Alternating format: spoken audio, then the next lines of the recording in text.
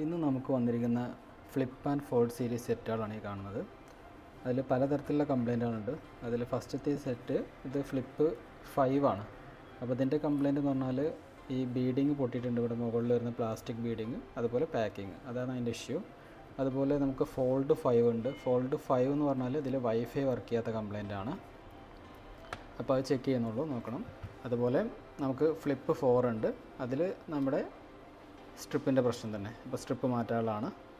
അതുപോലെ തന്നെ നമുക്ക് ഫോൾഡ് 4 ഉണ്ട്. ഇതിലും സ്ട്രിപ്പിൻ്റെ പ്രശ്നമാണ്. അപ്പോൾ നമുക്ക് ഇത് സ്ട്രിപ്പ് മാറ്റാനുള്ളതാണ്. അപ്പോൾ ഇത്തരത്തിൽ കുറേ സെറ്റുകൾ നമുക്ക് കംപ്ലൈൻ്റ് ആയിട്ട് വരുന്നുണ്ട്. അപ്പോൾ ഫ്ലിപ്പ് ആൻഡ് ഫോൾഡ് സീരീസുകളിൽ വരുന്ന മെയിൻ കംപ്ലൈൻ്റാണ് ഡിസ്പ്ലേ ബ്ലാങ്ക് ആവുക, അതുപോലെ ക്യാമറ വർക്ക് ചെയ്യാതിരിക്കുക, സൗണ്ട് ഇല്ലാതിരിക്കുക, അതുപോലെ ഈ ബീഡിങ്, പ്ലാസ്റ്റിക് ബീഡിങ് പൊട്ടിപ്പോവുക.